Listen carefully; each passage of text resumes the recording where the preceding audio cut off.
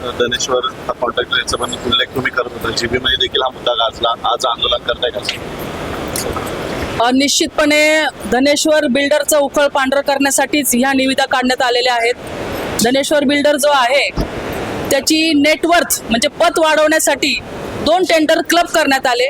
या 50 कोटीच्या निविदेमध्ये 65% विद्युतचं काम आहे आणि धनेश्वर बिल्डर हा स्थापत्यविषयक सिव्हिल असताना त्याला तो क्लब करून त्याच्या नावाने वर्क ऑर्डर देण्यात आली. त्याचप्रमाणे पुतळ्याचं काम हे स्वर्गीय राम सुतार साहेबांनी केलेलं आहे आणि त्यांनी काम केलेलं असताना सुद्धा त्यांचा त्याच्यात मोठा रोल असताना सुद्धा ते सुद्धा जॉईंट व्हेंचर करून ती ऑर्डर सुद्धा धनेश्वर बिल्डरच्या नावाने देण्यात आली, जेणेकरून महाराष्ट्रामध्ये त्याचा वाढलेला टर्नओव्हर दिसावा आणि अशा प्रकारची कामं त्याला मिळावीत. हा इकडच्या काही लोकांचा डाव आहे. महत्वाचं म्हणजे पुतळ्याची निविदा जर वेगळी काढली असती तर ते श्रेय राम सुतार साहेबांचं होतं, ते त्यांना मिळालं असतं नव्हे तर आमचा 100% त्यांच्यावरती विश्वास होता.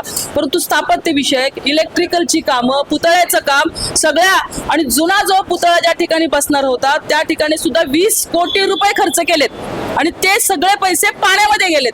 त्या 20 कोटीमध्ये 5 कोटीची तर निविदा सुद्धा काढली नाही, ते थेट पद्धतीने त्या कंपनीला काम देण्यात आलेलं आहे आणि 20 कोटी ते पाण्यात गेलेले असताना नवीन ठिकाणी म्हणजे तिथंही धनेश्वर जुन्या पुतळ्याच्या कामाच्या ठिकाणी आणि नवीन ठिकाणी सुद्धा धनेश्वरच कसा काय येतो.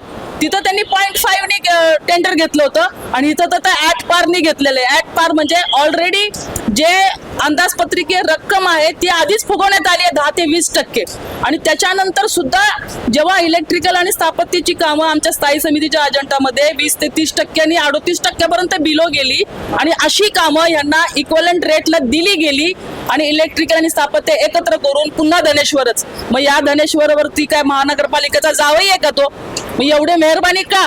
आणि कुणीच बोलायला तयार नाही. 4 वर्ष प्रशासकीय राजवट होती, सगळ्या कामाची तर चौकशी होणारच आहे, व्हायलाच पाहिजे. परंतु छत्रपती संभाजी महाराज जे संपूर्ण जगाचे, देशाचे, आपले स्वतःचे सगळ्यांचे दैवत आहेत, आम्हाला या गोष्टीचा निषेध करावा वाटतो की या अशा कामात सुद्धा यांनी स्मारकाच्या कामात सुद्धा पैसे खाल्लेले आहेत. मी भारतीय जनता पार्टीचा निषेध करते आणि सगळ्यात महत्वाचं म्हणजे या ठिकाणी अजून एक बोगस संस्था करण्याचं चाललेलं आहे, जेणेकरून या संस्थेच्या माध्यमातून ही ती जागा छत्रपती संभाजी महाराज या सगळ्यावरती ताबा मारण्याचा प्रयत्न या ठिकाणी होणार आहे असं भविष्यात दिसतंय.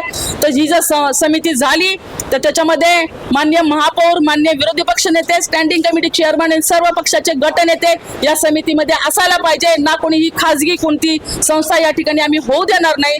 तर तसं झालं तर मान्य मुख्यमंत्री वेळ पडली तर आम्ही पंतप्रधान नरेंद्र मोदीजींकडे सुद्धा याची तक्रार करू.